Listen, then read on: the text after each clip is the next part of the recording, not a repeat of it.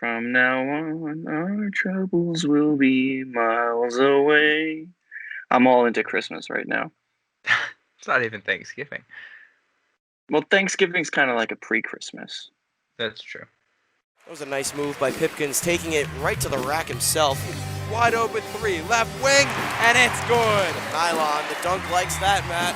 A three from the right side, and it's good! The one, Pipkins, the man, yet again. Hello and welcome to The Flex. I'm Matt St. Jean. And this is Joe Howie. And we're back. It's the final team in the Big East to preview. Voted number one in the conference, the Villanova Wildcats, led by Jay Wright. You know him, you hate him.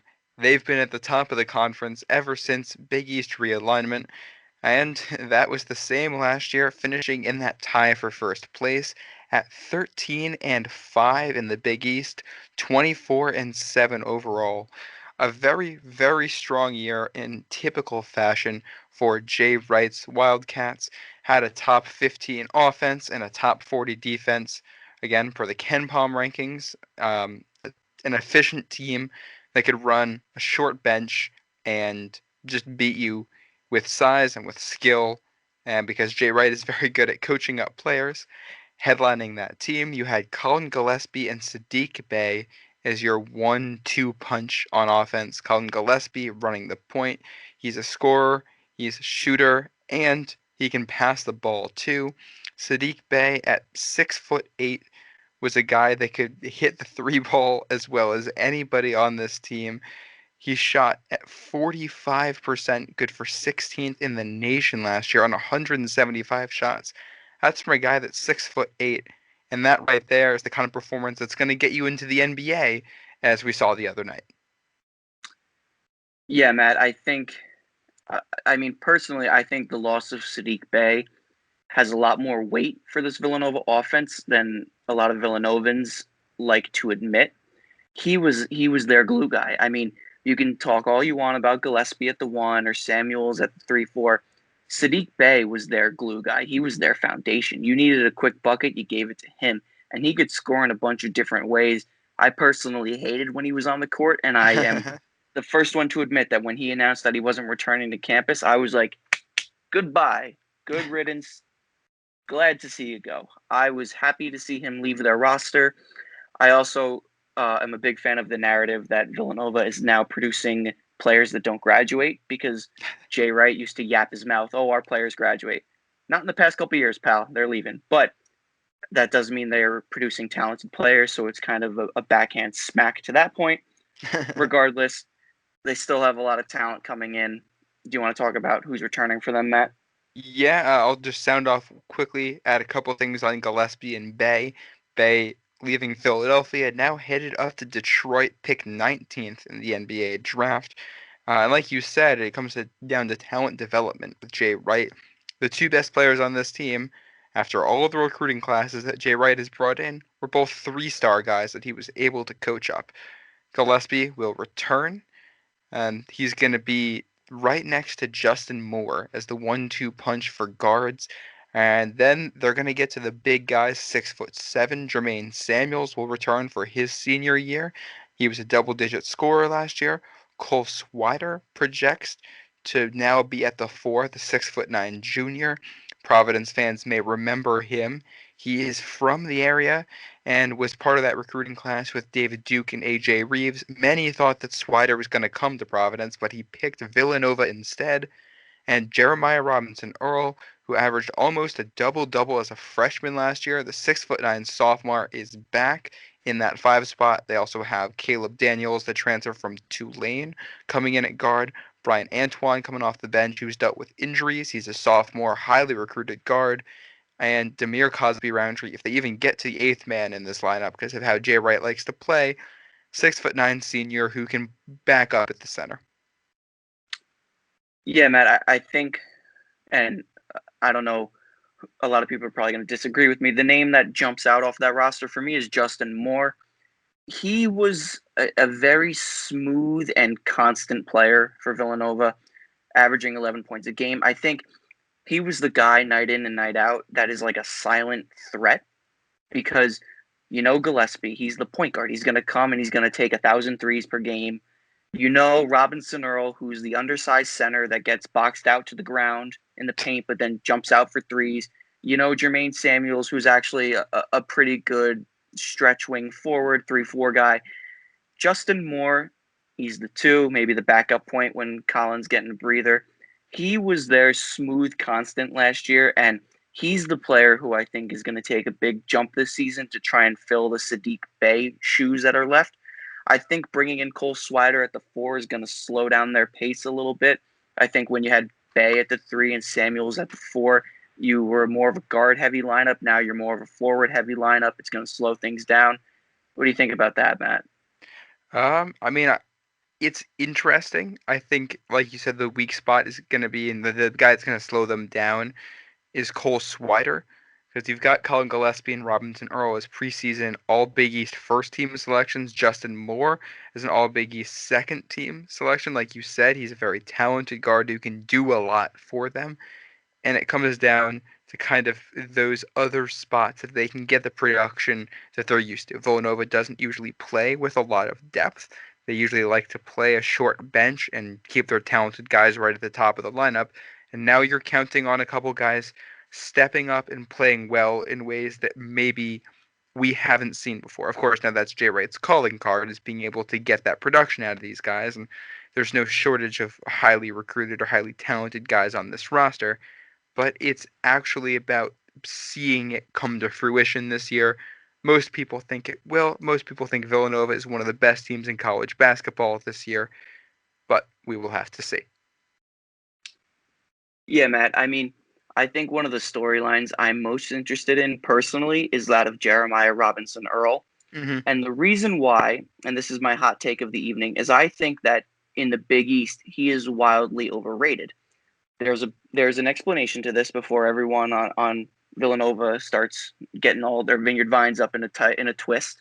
I think if Jeremiah Robinson Earl played more of a 3-4 position, go ahead. He deserves all the accolades. You play him at the 5 at 6'9", and I get it. On the stat sheet, he put up almost a double-double every game. If you actually watch him in the paint against some of these bigger guys, Nate Watson, Romaro, Gill, Mamu Kelishvili, he gets killed. He gets thrown around down there. The plus side to him is that he can stretch the floor and shoot it, and that's why there's a lot of hype around him. But if we're talking in the grid of the paint, he is not a center. He's a wing forward, and that's why I think that he's overrated. I think to put him on the first team All Big East team as that forward center spot and to put Mamu Kelishvili on the second team is the biggest, hey, Jay Wright, here's a nod in Big East history. But I mean, this is my hot take. People may not agree with it, but just from the eyes of someone who likes to watch the paint a little bit more closely, I think that you bump him up in the lineup to like a 4 spot. You put Demir Cosby Roundtree at the 5. Then Jeremiah Robinson Earl starts earning that title of, first team All Big East, because then he's more of a scoring wing forward. But then again, Jay Wright's going to do what he wants. He's not going to listen to me. So I don't think that. And to be fair, yeah. Joe, I do think Jay Wright knows basketball a little bit better than either one of us. Yeah. He's losing some of his class though. So yeah, we'll give him a little bit of credit there. But that's certainly an interesting storyline to watch. Robinson Earl, a high upside guy for sure. And I mean, on one point, you can argue that he was able to put up the stat line he did as a freshman, and now with a little bit of extra time, he's able to bulk up, throw some weight around down low, and play a little bit bigger.